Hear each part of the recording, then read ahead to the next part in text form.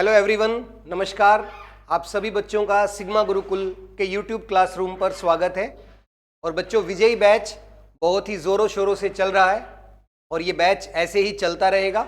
बस आप लोग इसी तरीके से हमारे साथ जुड़े रहिए और खूब जम के मेहनत कीजिए। हम लोग भी इसी तरह से आपके साथ मेहनत करते रहेंगे। आज हमारी मैथ्स की बच्चों क्लास नंबर 5 होने जा रही है और इस क्लास को कोशिश करेंगे कि कम से कम 40 क्लास तक हम लोग जाएं। ठीक है, तो आप लोग जुड़े रहिएगा। आज की क्लास को हम लोग स्टार्ट करते हैं। देखिए, आज हमने थोड़ा सा चेंज किया है। पहले ब्लैक कलर में और वाइट से क्वेश्चन आता था, तो वाइट से आज थोड़ा सा हमने चेंज करने की कोशिश की है। तो आपको ये सही से दिखाई दिया या नहीं, ये जरूर बताना कि विजिबिलिटी ठीक है या नहीं है। चलिए भाई, हम क्वेश्चन शुरू करते हैं।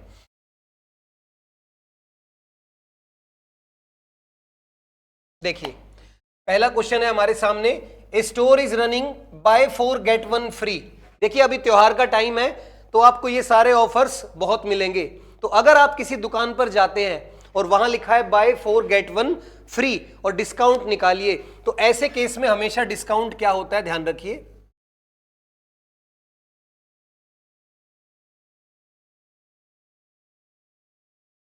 देखिए, ऐसे केस में हमेशा डिस्काउंट परसेंट क्या होता है, free upon total multiply by 100। ठीक है, free upon total multiply by 100। अब फ्री आर्टिकल कितने हैं, 1, और टोटल कितने हैं, 4 आपने खरीदे और 1 आपको फ्री में मिल गया, तो 5 आर्टिकल टोटल आपकी जेब में आए। यही होगा डिस्काउंट परसेंट, यानी कि हमारा आंसर आ जाएगा 20% का discount.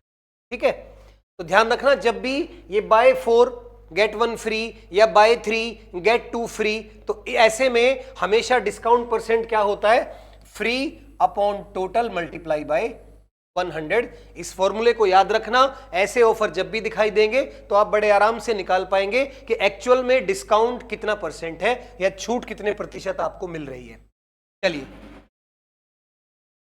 Next question, A train crosses another train running at the same speed in the opposite direction in 5 seconds. देखिए, एक रेलगाड़ी दूसरी रेलगाड़ी को, और दोनों की स्पीड बराबर है, 5 सेकंड में पार कर लेती है ऑपोजिट डायरेक्शन में। अब जब कोई रेलगाड़ी किसी दूसरी रेलगाड़ी को ऑपोजिट डायरेक्शन में, विपरीत दिशा में पार करती है, तो वहां पर टाइम क्या होता है, time equals to L1 plus L2, यानी कि दोनों रेलगाड़ी की लंबाई जुड़ जाएगी, और S1 plus S2।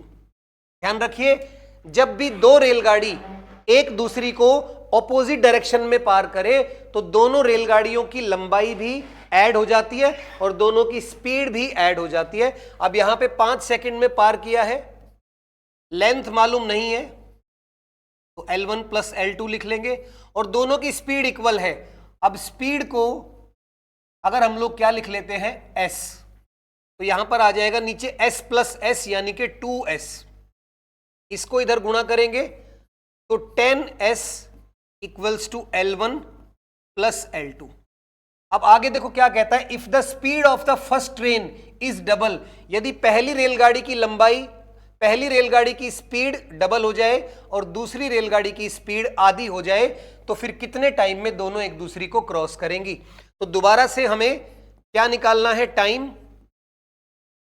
L1 plus L2 की वैल्यू अब हमें मालूम है कितनी है, 10S, और पहली की स्पीड हो गई है डबल यानी कि 2S, और दूसरी रेलगाड़ी की स्पीड हो गई है आधी यानी S/2।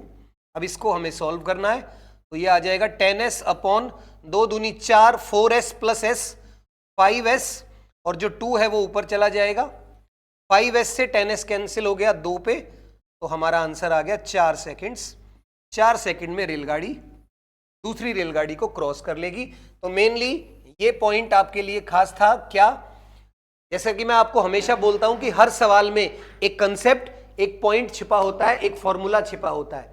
तो याद रखिए, अगर रेलगाड़ी का सवाल आए, ट्रेन का क्वेश्चन आए, तो दो ट्रेन अगर एक दूसरी को विपरीत दिशा में ऑपोजिट डायरेक्शन में पार करती है तो दोनों की लेंथ जुड़ जाती है और दोनों की स्पीड भी ऐड हो जाती है। ये इस क्वेश्चन के पीछे का कंसेप्ट था। चलिए नेक्स्ट क्वेश्चन देखिए, आपके सामने एक नंबर दिया हुआ है 7, 2, 5, x और 3 और ये 9 से डिविजिबल है, 9 से भाग होता है। तो x की हम छोटी से छोटी क्या वैल्यू रखें? अब आपको मालूम है 9 का डिविजिबिलिटी रूल क्या होता है, यदि सभी डिजिट्स का सम, अंकों का योग अगर 9 से भाग हो जाए या डिजिट सम अगर 9 से डिवाइड हो जाए तो वो पूरा नंबर भी 9 से डिवाइड हो जाता है। तो हम लोग डिजिट सम निकालते हैं, 7 और 2 9 और 5 14 और 3 17। अब देखिए 17 आ गया, x की वैल्यू कम से कम अगर हम 1 रख देते हैं तो ये 18 हो जाएगा और 18 9 से डिवाइड हो जाएगा। तो x की मिनिमम वैल्यू क्या हो सकती है? 1 हो सकती है। यही हमारा आंसर होगा। तो 9 का डिविजिबिलिटी रूल, 9 का विभाज्यता नियम क्या होता है? अंकों का योग यानी कि सम ऑफ डिजिट्स अगर 9 से डिवाइड होता है तो वो नंबर भी 9 से डिवाइड हमेशा होगा। ठीक है, चलिए बच्चों अगला question. The cash difference between selling prices of an article at a profit of 5% and 10% is ₹5। देखिए एक आर्टिकल को दो अलग अलग प्राइस पे बेचा गया, एक बार 5% प्रॉफिट हुआ और एक बार 10%। अब अगर उसकी कॉस्ट प्राइस को हम लोग क्या मान लेते हैं?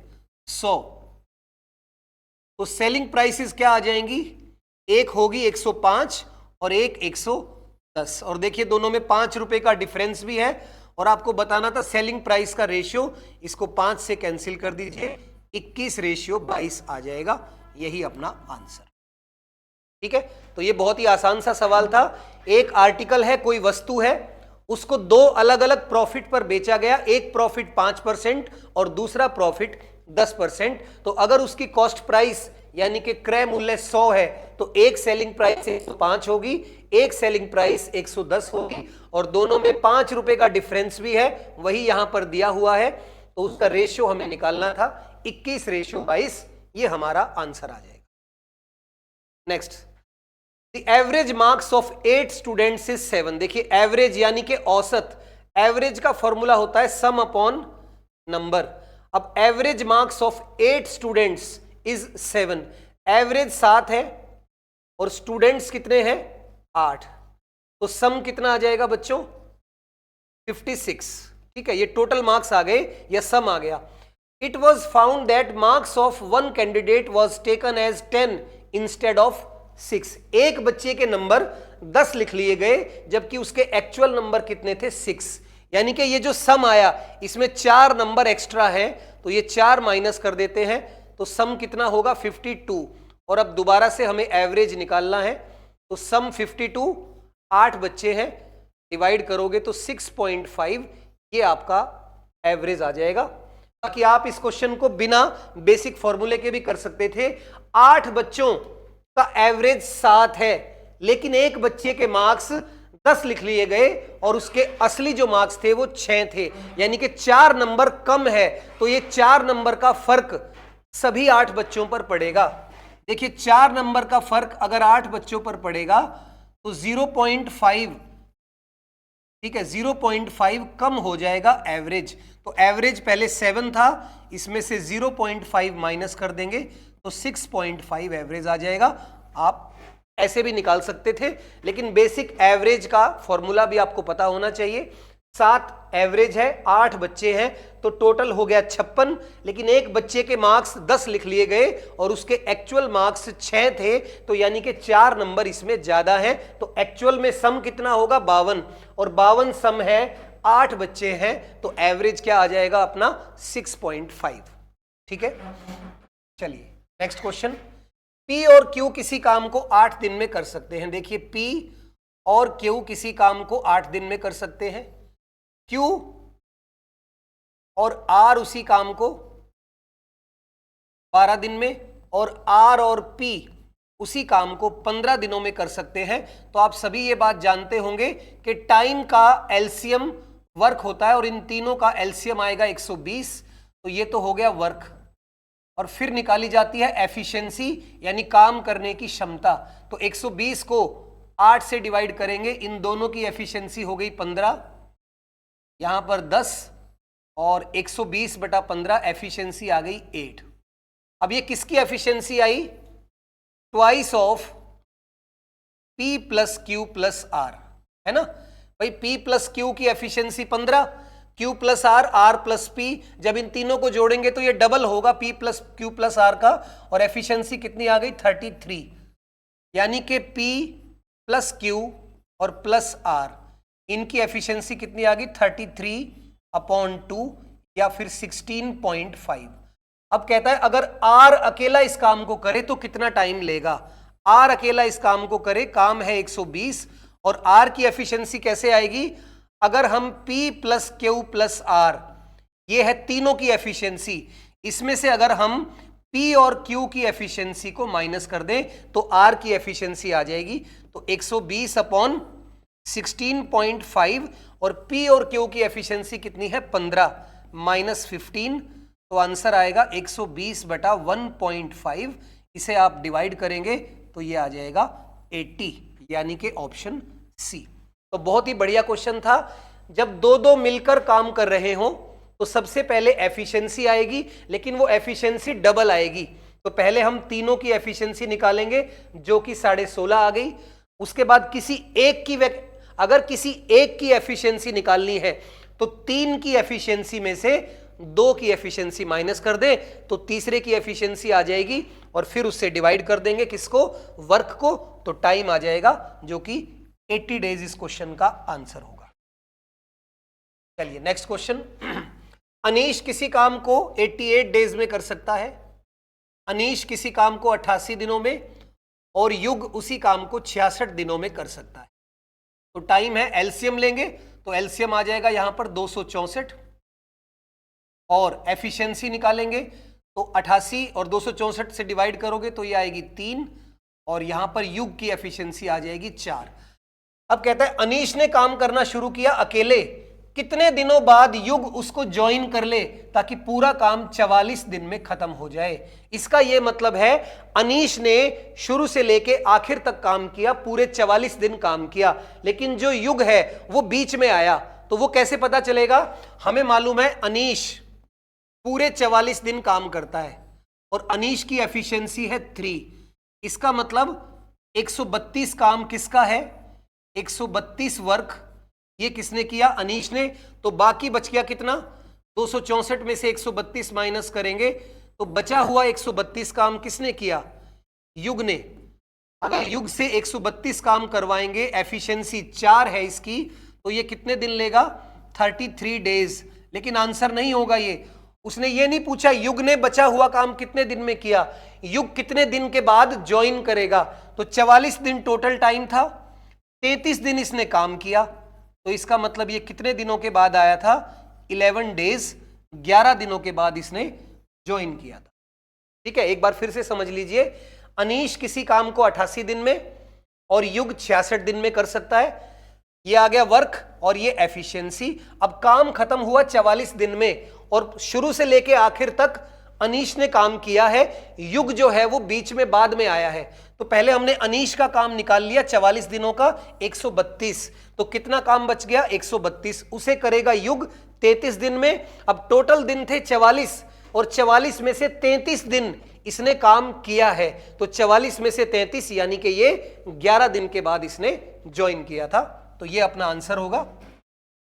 नेक्स्ट क्वेश्चन, ये एक इजी सा क्वेश्चन आ गया। आपको स्फेयर का वॉल्यूम निकालना है, वॉल्यूम ऑफ स्फेयर। और स्फेयर का वॉल्यूम बच्चों क्या होता है? 4/3 पाई, पाई की वैल्यू 22/7 और r क्यूब। अब स्फेयर का डायमीटर गिवन है, डायमीटर की आधी हो जाएगी रेडियस, यानी रेडियस होगी 7 × 7 × 7। 7 से 7 कैंसिल हो गया और उसके बाद इसको आप सॉल्व करिए। आप यहां पर भी लिख सकते हैं, 3 से इसको कैंसिल करेंगे तो ये आएगा 7 पॉइंट समथिंग आएगा। अब हम लगभग आंसर भी निकाल सकते हैं। 7 7 7, 7 का क्यूब होता है कितना? 7 का क्यूब हो जाएगा बच्चों 343, और इसको 4 से मल्टीप्लाई करेंगे तो 3 चौक 12, 4 चौक 16, लगभग 1400 के आसपास आएगा। तो यही अपना आंसर होगा। बाकी एग्जैक्टली यहां पर आया था 7.3, पर पहले मैंने 3 7 को मल्टीप्लाई करके अप्रोक्सीमेट आंसर निकाल लिया। एग्जैक्ट आंसर आप निकालोगे तो 0.3 होगा और ऑप्शन ए 1437.33 ये एग्जैक्ट आंसर आएगा। तो बस आपको मल्टीप्लाई करना है, बाकी सीधा फॉर्मूले बेस्ड क्वेश्चन है, इसमें ऐसा कुछ भी नहीं है कि आपको कोई घबराने की जरूरत है। चलिए नेक्स्ट क्वेश्चन हमारे सामने है। A B C are 3 batsman. A और बी ने जो रन बनाए उसका रेशियो गिवन है, बी और सी ने जो रन बनाए उसका रेशियो गिवन है और टोटल तीनों के रन गिवन है। तो बताओ कि बी ने कितने रन बनाए। देखिए सिंपल कंपाउंड रेशियो का question. A B C 3 batsman है, ए और बी का रन बनाने का रेशियो है 6:7 और बी और सी का है 5:6। तो सबसे पहले तो यहां पर खाली जगह पर कौन आता है, साइड वाला नंबर, और यहां पर कौन सा नंबर आएगा 7, और तीनों का रेशियो आ गया 30, 35 और 42। अब तीनों को जोड़ेंगे तो ये टोटल हो गया 107 और टोटल रन तीनों ने कितने बनाए हैं 856। तो एक की वैल्यू आ गई कितनी, यहां से 8 पे चला गया ये, और हमें निकालना है बी ने कितने रन बनाए। तो बी के रन है 35 रेशियो में, एक रेशियो की वैल्यू 8 है, तो 35 गुणा 8 करेंगे तो ये आ जाएगा आपका 280। ठीक है बच्चों, दो लोगों का रेशियो गिवन था रन बनाने का और दो और लोगों का गिवन था। तो सबसे पहले हमने तीनों का रेशियो निकाल लिया, ये रेशियो आ गया। टोटल रन हमें गिवन है तो हमने इक्वल करके 1 की वैल्यू निकाल ली और बी ने कितने रन बनाए ये निकालना था, तो 280 अपना आंसर आ जाएगा। चलिए नेक्स्ट क्वेश्चन। यदि किसी क्यूब की हर साइड को 15% बढ़ा दिया जाए तो उसका वॉल्यूम कितने % बढ़ जाएगा। अब देखिए इस क्वेश्चन को निकालने का फॉर्मूला मैं आपको बताऊंगा, लेकिन अगर किसी क्यूब की साइड को 15% बढ़ाएंगे तो वॉल्यूम कितना बढ़ेगा। अब वॉल्यूम का फॉर्मूला होता है साइड का क्यूब, यानी कि 15% बढ़ाएंगे तो वो 3 बार बढ़ेगा, 15, 15, 15 और थोड़ा सा और एक्स्ट्रा बढ़ेगा। तो आंसर जो है वो 45% से ज्यादा होगा। तो आप सीधा आंसर लगा सकते हैं, क्योंकि एक ऑप्शन 45 है, एक 42 है और एक 35 है। अब हम इसको निकालते हैं, ये निकलेगा कैसे। देखिए 15% जो है 3 बार बढ़ेगा। 3 बार क्यों बढ़ेगा, क्योंकि वॉल्यूम होता है साइड क्यूब, तो साइड को अगर आप 15% बढ़ाएंगे तो वो 3 बार बढ़ेगी। अब ये है सक्सेसिव इंक्रीज। जब दो चीजें इंक्रीज होती हैं तो उसका टोटल इंक्रीज कैसे निकालते हैं, 15 + 15 और +15 × 15/100। अब ये आ गया 32.25। अब इसी में आप अगर 15 और ऐड करोगे तो 47 हो गया। बाकी एग्जैक्ट आंसर निकालना है तो आएगा 32.25 प्लस ये वाला 15 लिखेंगे दोबारा और फिर से फॉर्मूला लग जाएगा 32.25 × 15/100। लेकिन कुछ भी करने की जरूरत नहीं थी। जब किसी चीज को 3 बार लगातार बढ़ाया जाए तो 3 बार का जो टोटल है उससे ज्यादा ही बढ़ती है। अब 15% किसी चीज को बढ़ाया और क्यूब में बढ़ाया तो 15 15 15 हो गया 45 और प्लस जो सक्सेसिव वाला पार्ट है ये तो अभी हमने जोड़ा ही नहीं है, तो आंसर हमेशा 45 से तो ज्यादा ही आएगा। तो आप डायरेक्टली इस क्वेश्चन को आंसर लगा सकते थे बिना कोई कैलकुलेशन किए, पर कैलकुलेशन करनी है तो मैंने आपको बता दिया कि कैसे निकलेगा, लेकिन जरूरत नहीं है। कॉम्पिटिटिव एग्जाम में ऐसे कई क्वेश्चन आपके सामने आएंगे जहां पर आप डायरेक्टली ऑप्शन देख के भी आंसर लगा सकते हैं। तो इसीलिए कहा जाता है कॉम्पिटिटिव एग्जाम में आपको साम दाम दंड भेद चारों दिमाग लगा के काम करना है। कभी कभी क्वेश्चन कैलकुलेशन से होगा, कभी ऑप्शन से हो जाएगा, कभी फॉर्मूले से हो जाएगा और कभी कंसेप्ट से हो जाएगा। तो सारी चीजें आपको सीख के चलनी है, क्योंकि तभी आपका टाइम सेव होगा। ठीक है बच्चों, चलिए आगे बढ़ते हैं। Next question. एक आदमी ने एक कार खरीदी जिस पर 85,000 रुपए लिखा हुआ था और उसको 2 डिस्काउंट मिले। उसके बाद उसने 3800 रुपए उस पर खर्च किए, रिपेयर करवाया और फिर उसे 20% के प्रॉफिट पे बेच दिया। सेलिंग प्राइस निकालनी है। देखिए सबसे पहले हमें एक गाड़ी का MRP या मार्क्ड प्राइस दिया हुआ है कितना, 85,000 रुपए। इस पे 2 डिस्काउंट दिए गए, एक 20% का और एक 10% का। 20% का मतलब है 80% आपको देने पड़ेंगे और 10% का मतलब है आपको 90% देने पड़ेंगे। तो ये क्या आ जाएगी, सेलिंग प्राइस। ठीक है, अब इसे सॉल्व करेंगे तो 1 2 3 4 5 जीरो, नीचे 4 जीरो है तो सबसे पहले तो 0 कट जाएंगी। अब 9 इंटू 8 ये हो गया 85 इंटू 72 इंटू 10, ये आपको गुणा करना है। अब 85 और 72 की गुणा करेंगे तो 85 का डबल हो गया 170, और 7 से करेंगे 5 35 और 59, तो ये आ गया आपका 0 2 1 और 6120, 61,200 रुपये ये सेलिंग प्राइस आ गई। और 3800 रुपये इस पे खर्च भी किए रिपेयरिंग पे, तो यानी कि हमें टोटल कितने की पड़ी ये 65,000 की। और 65,000 की चीज को, ये 65,000 तो आ गई कॉस्ट प्राइस जितने में हमने खरीदी, फिर हमने इसको 20% के प्रॉफिट पे बेचा, यानी हमें 120 की वैल्यू निकालनी है, ये सेलिंग प्राइस आ जाएगी। और इसे आप सॉल्व करेंगे, ये आ जाएगी 78,000 लास्ट वाली सेलिंग प्राइस। जिन बच्चों को नहीं समझ में आया एक बार फिर सुनिए। एक गाड़ी है जिस पर 85,000 रुपए लिखा हुआ है और साथ में 2 डिस्काउंट अवेलेबल है। तो 85,000 रुपए पहले दिया 20% का डिस्काउंट, तो डिस्काउंट को घटा देते हैं 100 में से, 20 का डिस्काउंट तो 80% पैसे आपको देने पड़ेंगे, और अगला डिस्काउंट है 10% का, तो 90% पैसे आपको देने पड़ेंगे। तो टोटल आपको 61,200 में वो गाड़ी मिल गई, आपने खरीद ली। और खरीदने के बाद आपने 3800 रुपए उसकी रिपेयरिंग पे खर्च किए, उसकी मरम्मत करवाई, तो आपको वो गाड़ी कितने में पड़ी 65,000 में, और आपने उसे फिर दोबारा बेच दिया 20% के प्रॉफिट पर।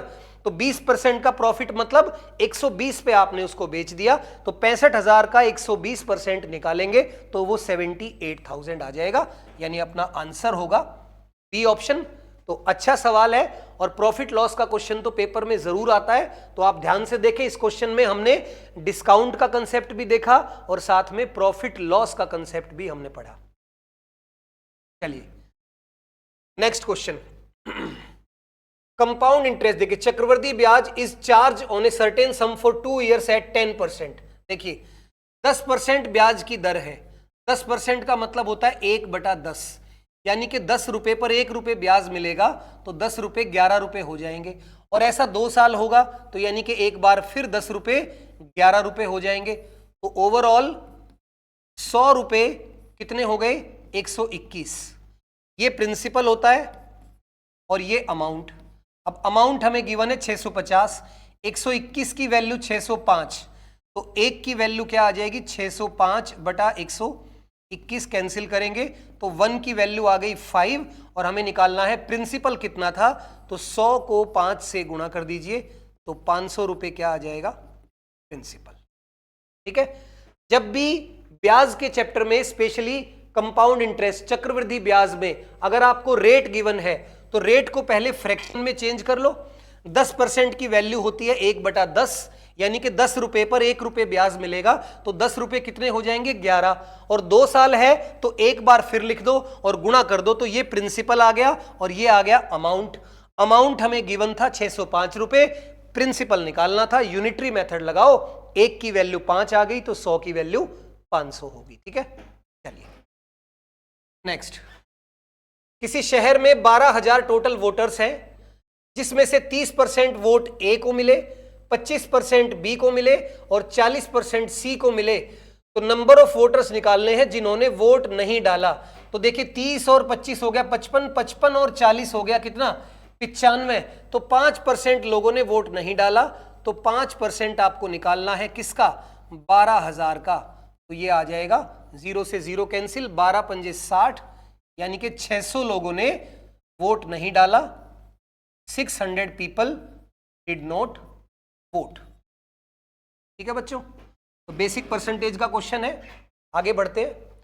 किसी चीज पर 10% का डिस्काउंट दिया और the value of washing machine is 28,800। देखिए एमआरपी पे 10% का डिस्काउंट दिया तो वो मशीन कितने की हो गई 28,800 रुपए की, यानी कि ये 90% की वैल्यू है। 90% की वैल्यू कितनी है 28,800, तो 1% की वैल्यू क्या आ जाएगी 28,800 बटा 90 से कैंसिल करेंगे तो ये आ जाएगी 9 ये 27 और 9 दूनी 18, 3200 सॉरी 320,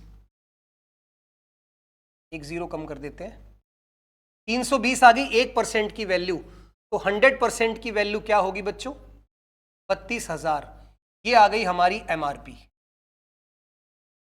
अब कहता है if no discount is allowed then the shopkeeper gains 25%। अगर कोई डिस्काउंट ना दे तो शॉपकीपर को 25% का फायदा होगा। कॉस्ट प्राइस बतानी है। अब यहां पर सीधा सीधा वो रिलेशन यूज कर लीजिए। कॉस्ट प्राइस और मार्क्ड प्राइस में एक रिलेशन होता है 100 माइनस डिस्काउंट परसेंट और 100 प्लस प्रॉफिट परसेंट। ये होता है कॉस्ट प्राइस और मार्क्ड प्राइस का रिलेशन। इंपॉर्टेंट रिलेशन है, याद रखना। अब डिस्काउंट तो कोई है नहीं, तो 100 में से 0 माइनस करेंगे ये तो 100 ही रहेगा, और प्रॉफिट प्लस करेंगे तो ये हो जाएगा 125। ठीक है, इसको आप रेशियो में भी लिख सकते हैं, ये आ जाएगा 4:5। यानी कि एमआरपी जो है वो 5 है, और एमआरपी तो हमारे पास है कितनी? 32,000। तो 5 की वैल्यू 32,000, 1 की वैल्यू आ जाएगी 32,000 डिवाइडेड बाय 5, और आपको निकालनी है कॉस्ट प्राइस, यानी कि 4 की वैल्यू आपको निकालनी है। अब इसे सॉल्व कर दो। 5 से ये गया 6, 4 6400, और 64 का 4 गुना 256, यानी कि 25,600 रुपए। ठीक है, एक आर्टिकल के एमआरपी पे 10% डिस्काउंट दिया, 10% डिस्काउंट दिया तो आपसे पैसे कितने लिए? 90%, 28,800 के बराबर। तो यहां से 100% की वैल्यू कितनी आ गई? 32,000। ये आ गया एमआरपी। अब कहता है अगर डिस्काउंट ना दे, 0% का डिस्काउंट दे और 25% का प्रॉफिट उसको हो जाए, तो बताओ कि कॉस्ट प्राइस कितनी है? तो मैंने आपको बताया कॉस्ट प्राइस और मार्क्ड प्राइस में क्या रिलेशन होता है? 100 में से डिस्काउंट को माइनस कर दो और 100 में प्रॉफिट को जोड़ दो, तो यही होता है relation between cost price and marked price. तो उससे अपना आंसर आ जाएगा लास्ट में 25,600 रुपए। ठीक है, next, an equilateral triangle with sides a unit. देखिए एक इक्विलेटरल यानी कि समबाहु त्रिभुज है जिसकी साइड है सारी की सारी ए। अब इसको कॉर्नर से कट कर दिया गया ऐसे। ठीक है, अब पूरा ए था, अब इसके 3 हिस्से हो गए, तो ये साइड कितनी हो गई? a/3, ये भी a/3, a/3, a/3, a/3 और a/3। अब ये बन गया हेक्सागन, 6 भुजाओं वाली आकृति हेक्सागन। और हेक्सागन का एरिया क्या होता है? तो नोट कर लीजिए, एरिया ऑफ हेक्सागन या समषटभुज का क्षेत्रफल, एरिया ऑफ हेक्सागन होता है 6 × √3/4 इंटू साइड का स्क्वायर। ठीक है, अब 6 × √3/4, हेक्सागन की साइड है a/3, तो इसका स्क्वायर करेंगे तो a²/9 आ जाएगा। अब कैंसिल करेंगे, 3 दूनी 6, 3 3 9, 2 से ये कैंसिल हो गया और √3 से ये कैंसिल हो गया √3, तो आंसर आ गया a²/2√3। ये अपना आंसर आ जाएगा डी ऑप्शन। तो बच्चों ध्यान रखिए, एक इक्विलेटरल ट्रायंगल था समबाहु त्रिभुज जिसको कॉर्नर से कट कर दिया गया, और कॉर्नर से कट करेंगे तो एक साइड के 3 हिस्से हो जाएंगे। अब पूरी साइड अगर a है तो एक हिस्सा क्या होगा? a/3, वही हेक्सागन की साइड होगी। और एरिया ऑफ हेक्सागन क्या होता है? 6 × √3/4 साइड स्क्वायर। साइड हमने निकाल ली, हेक्सागन की साइड कितनी है? a/3, a/3 का स्क्वायर करेंगे a²/9, उसको सॉल्व कर दिया तो आंसर आ गया। चलिए नेक्स्ट क्वेश्चन है रेलगाड़ी वाला। देखिए, 2 रेलगाड़ी, 2 train start at the same time from 2 station. 2 रेलगाड़ी 2 स्टेशनों से एक दूसरे की ओर चलना शुरू करती है। एक की स्पीड 40 है, दूसरी की 45 है। अब देखिए स्पीड अलग अलग है, तो जब वो मिलेंगी तो एक ट्रेन दूसरी ट्रेन से ज्यादा दूरी कवर करेगी। नॉर्मल सी बात है, अगर मैं 1 घंटे में 40 किलोमीटर चलता हूं और कोई दूसरा 1 घंटे में 45 किलोमीटर चलता है, तो वो 5 किलोमीटर हर घंटे ज्यादा चल रहा है। तो जितनी देर भी चलेंगे तो वो हमेशा मेरे से ज्यादा डिस्टेंस कवर करेगा। तो जब भी ये क्वेश्चन आ जाए कि 2 चीजें एक दूसरे की ओर चल रही हैं और एक रेलगाड़ी ने या एक ऑब्जेक्ट ने दूसरे ऑब्जेक्ट से ज्यादा डिस्टेंस कवर किया है, तो वहां पर डिस्टेंस कैसे निकालते हैं? Distance equals to a+b/a - b into extra distance, ठीक है। और ये ए और बी क्या है, उनकी स्पीड्स। तो सीधा सीधा एक स्पीड है 45, एक 40, दोनों को माइनस कर देंगे और 20 किलोमीटर ज्यादा डिस्टेंस कवर किया है, यही अपना आंसर होगा। 85/5 × 20, 5 से कैंसिल करेंगे 4, 85 का 4 गुना आ जाएगा 340 किलोमीटर। तो 340 किलोमीटर ये अपना आंसर होगा, ठीक है। बाकी आप इस क्वेश्चन को ऐसे भी कर सकते थे, आपको डिस्टेंस निकालना है, डिस्टेंस निकालना है। डिस्टेंस क्या होता है, speed into time. Opposite direction में स्पीड प्लस हो जाती है 84, और टाइम कैसे निकलेगा, ये कैसे पता लगेगा। देखिए मैंने बताया 1 घंटे में 5 किलोमीटर एक्स्ट्रा चलती है, और टोटल कितने किलोमीटर एक्स्ट्रा चली है, 20 किलोमीटर। 1 घंटे में 5 किलोमीटर एक्स्ट्रा, तो 20 किलोमीटर 4 घंटे में एक्स्ट्रा हो जाएगा, यानी कि इस क्वेश्चन में टाइम 4 घंटे था, तो आंसर आ गया 340। लेकिन आप ये फॉर्मूला भी याद कर सकते हैं, क्योंकि कभी कभी जो वैल्यूज हैं वो ऐसी होती हैं कि आपको कैलकुलेशन में टाइम लग सकता है, तो आप सीधा फॉर्मूला याद कर लें। जब भी दो चीजें एक दूसरे की ओर चले और ये गिवन हो कि एक चीज दूसरी से कितनी ज्यादा चली है, तो दोनों की स्पीड को जोड़ दो, माइनस कर दो और मल्टीप्लाई कर दो जो एक्स्ट्रा डिस्टेंस उन्होंने कवर किया है। ठीक है बच्चों, चलिए आगे बढ़ते हैं। नेक्स्ट, ए बी सी ने किसी बिजनेस में इन्वेस्ट किया और 10,000, 15,000 और 20,000 रुपए लगाए। ए बी सी, ए ने किसी बिजनेस में लगाए 10,000, बी ने 15,000 और सी ने 20,000। After 1 year each of A and be invested ₹5,000 मोर। एक साल बाद इसने 5,000 रुपए और लगाए, यानी कि 15,000 रुपए हो गए इसके। इसने भी 5,000 रुपए और लगाए, इसके 20,000 रुपए हो गए।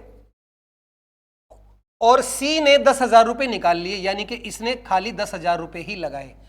तो 3 साल के बाद उनके प्रॉफिट का रेशो निकालना है, तो अगले साल भी ये 15,000 ही लगाएगा, ये 20,000 और ये 10,000। अब इसको ऐड कर दूं, ये आ गया टोटल 15, 15, 30 और 10, 40,000। इसको मैं 40 लिख लेता हूं। ये आ गया 20, 20, 40 और 15, 55। इसको 55,000, इसको 55 लिख लेते हैं। और ये भी आ गया 40। इसमें आप रेशियो निकालेंगे, 5 से कैंसिल करेंगे तो 8:11:8, यही हमारा आंसर होगा। और यही उनका क्या होगा, प्रॉफिट रेशियो। ठीक है बच्चों, तो बड़ा सिंपल सा क्वेश्चन था। शुरू में 3 लोग 10,000, 15,000 और 20,000 रुपए लगाते हैं। एक साल बाद ये 5,000 रुपए ऐड कर देता है, ये भी 5,000 रुपए ऐड कर देता है, और ये 10,000 रुपए माइनस कर देता है। तो दूसरे साल इसने कितने लगाए, 15,000। तो फिर ये तीसरे साल भी कितने लगाएगा, 15, ये 20 और ये 10। क्योंकि तीसरे साल कोई चेंज नहीं किया तो हम सेम इन्वेस्टमेंट लगाएंगे। जो सेकंड ईयर में इन्वेस्टमेंट की वही थर्ड ईयर में रहेगी, अगर थर्ड ईयर के बारे में कुछ नहीं दिया हुआ। फिर सारी इन्वेस्टमेंट को जोड़ लेंगे, उसका जो रेशियो आएगा वही उनका प्रॉफिट शेयरिंग रेशियो होगा। ठीक है, चलिए भाई, ये देखिए, ये अपना एक सिंपल सा सवाल है बोर्ड मास का। इसको वैसे आप कर सकते हैं, फिर भी मैं करके दिखा देता हूं। 15.2625 माइनस 5.2 प्लस 0.25 और इसकी मल्टीप्लाई करनी है। ये ब्रैकेट सबसे पहले सॉल्व होगा, तो सॉल्व करेंगे। ऊपर है 302 और 15। अब 302 का 5 गुना कितना हो जाएगा, 1510 और 302, तो ये आ गया 0, 2 और 1 3, 5 और 0.04530। इसको माइनस करेंगे, इसके साथ गुणा करेंगे। अब माइनस कर दो, 4.78 में से क्या, 4.53 माइनस करेंगे तो ये कितना आ जाएगा, 0.25। 0.25 को 0.25 से गुणा करेंगे तो 15.2625 और 5.2 और प्लस 0.0625। ठीक है, 25 की गुणा हो जाएगी 625। सॉरी, यहां माइनस था भाई। 15.2625 और इन दोनों को प्लस करेंगे तो ये आ जाएगा 5.2625। अब ये तो पूरा माइनस हो गया और 15 में से 5 गया तो अपना आंसर क्या आ गया 10। ठीक है, नेक्स्ट क्वेश्चन देखिए। क्वेश्चन देखने में बहुत बड़ा है, सॉल्यूशन छोटा सा है इसका, तो जब भी आपके सामने लेंथी क्वेश्चन आए उसको पढ़ो जरूर। एक रेलगाड़ी ने स्टेशन पी से चलना शुरू किया और वो स्टेशन QRST से होकर गुजरी और यू पे पहुंची। QRST पर उसने 2 मिनट, 4 मिनट, 6 मिनट और 8 मिनट का स्टॉपेज लिया और 50 किलोमीटर टोटल डिस्टेंस है पी से लेके यू तक। उसकी जो एवरेज स्पीड है वो निकालनी है और 70 मिनट वो रेलगाड़ी चली है। देखिए, एक रेलगाड़ी पी से चली और कहां पहुंची यू पर, बीच में 4 स्टेशन आए QRST। यहां पर वो 2 मिनट के लिए रुकी, यहां 4 मिनट के लिए, यहां पर 6 मिनट के लिए और 8 मिनट के लिए। तो उसका टोटल जो रुकने का टाइम है वो कितना आ गया 20 मिनट। ये आ गया स्टॉपेज टाइम, ठीक है ना, स्टॉपेज टाइम। अब हमें निकालनी है एवरेज स्पीड। एवरेज स्पीड क्या होती है, total distance upon total time. अब टोटल डिस्टेंस तो गिवन है 50 किलोमीटर, टोटल टाइम कितना लगा 70 मिनट तो वो चली है और 20 मिनट रुकी है, तो टोटल टाइम लगा 90 मिनट। अब मिनट को आर में चेंज करेंगे तो 60 से डिवाइड करेंगे, ये ऊपर चला जाएगा, 30 दूनी 60, 30 3 90, तो आंसर आ गया 100/3। ये उसकी एवरेज स्पीड आ गई। तो क्वेश्चन की लेंथ देखने में बहुत ज्यादा थी पर क्वेश्चन बिल्कुल आसान था। एक रेलगाड़ी ने दूसरी जगह जाने के लिए, एक पॉइंट से दूसरे पॉइंट पर जाने के लिए 4 बार वो रुकी, तो ये तो आ गया रुकने का समय और चलने का समय दिया हुआ है 70 मिनट, तो टोटल टाइम आ गया 90 मिनट। डिस्टेंस है 50 किलोमीटर, 50 किलोमीटर को 90 मिनट में कवर किया तो स्पीड क्या आएगी बच्चों 100/3। तो इजी क्वेश्चन था लेकिन लेंथ बड़ी थी। कभी भी लेंथ को देख के मत घबराओ, पूरा पढ़ो जरूर एक बार, क्या पता पढ़ने के बाद आपको वो क्वेश्चन आसान लगे जैसा कि ये सवाल था। ठीक है, चलिए आज का last question. The compound interest on ₹10 lakh at 3% per annum is this. तो टाइम निकालना है। अब देखिए टाइम के लिए बड़ा आसान है, 10 लाख का 3% अगर आप निकालेंगे तो ये कितना हो जाएगा 30,000। ये आया पहले साल का, फर्स्ट ईयर का। सेकेंड ईयर का निकालेंगे तो 30,000 और 30,000 का दोबारा से 3% करेंगे तो ये आ जाएगा 3 तिये 900 रुपये। थर्ड ईयर का निकालेंगे तो फिर से 30,000, ये 900 का हो जाएगा डबल और 900 का 3% अगर निकालेंगे तो ये आ जाएगा 27। इसको आप जोड़ोगे तो ये इसके इक्वल आ जाएगा, यानी कि 3 साल आपका आंसर होगा। बाकी आप अंदाजे से भी लगा सकते थे। देखिए 10 लाख का 3% होता है 30,000, तो 3 साल में 90,000 के आसपास जाएगा और 3 साल डायरेक्टली आप आंसर लगा सकते हो सिर्फ क्वेश्चन को देखकर। ठीक है बच्चों, तो उम्मीद है आज के जो 20 सवाल थे वो आपको अच्छे से समझ में आ गए होंगे। अगर कोई दिक्कत है तो कमेंट बॉक्स में हमेशा यू आर मोस्ट वेलकम। आपकी जो भी डाउट, जो भी क्वेरी हो वो आप हमें लिखकर बताएं। और आपको कोई भी टीचिंग में प्रॉब्लम लगे, मेथड में प्रॉब्लम लगे, या और भी अगर आपको पढ़ते हुए कोई प्रॉब्लम बीच में आ रही है तो वो प्रॉब्लम भी आप हमें जरूर बताएं। आपकी प्रॉब्लम को सॉल्व किया जाएगा और उस पर काम करके उस चीज को इंप्रूव किया जाएगा। बाकी हम कोशिश करते हैं कि आपको अच्छे क्वेश्चन कराएं, अच्छे मेथड से सॉल्व कराएं। और सबसे मेन हमारा जो टारगेट रहता है बच्चों, जो कि जनरली मैं YouTube पर देखता रहता हूं कि 20 क्वेश्चन अगर कोई कराएगा आपको तो कम से कम 1 से 1.5 घंटा जरूर लग जाता है, पर मैं कोशिश करता हूं कि 20 क्वेश्चन आपको समझ में भी आ जाएं और लगभग 35 से 40 मिनट या मैक्सिमम 45 मिनट में आपके 20 क्वेश्चन खत्म हो जाएं, क्योंकि एग्जाम में यही स्पीड आपके काम आएगी। अगर मैं ही बहुत ज्यादा धीरे पढ़ाऊंगा तो बच्चों को भी धीरे करने की आदत पड़ जाती है। तो बच्चों इसीलिए मैं कोशिश करता हूं क्वेश्चंस को जल्दी जल्दी कराने की, कि हम लोग बातें कम करें और काम ज्यादा करें। फिर भी अगर आपको लगे कि मेरी स्पीड ज्यादा है तो आप मुझे बता देना, मैं थोड़ा सा स्लो हो जाऊंगा।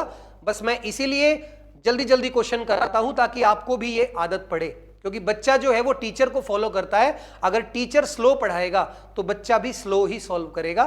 तो आप ही के लिए ये मेहनत हम लोग कर रहे हैं। और आपको कोई प्रॉब्लम है, कोई दिक्कत है तो आप हमें बताएं। बाकी हम लोग ऐसे ही मेहनत करते रहेंगे आप लोगों के लिए। आप भी पढ़ते रहिए और अपने डाउट्स को क्लियर करते रहिए। डेली प्रैक्टिस कीजिए बच्चों। तभी सिलेक्शन होगा। रूटीन से जो भी काम करोगे उसमें आपको जरूर सफलता मिलेगी। यही सिग्मा गुरुकुल की पूरी टीम की तरफ से आप सभी को हमारी एडवाइस है, ये सलाह है।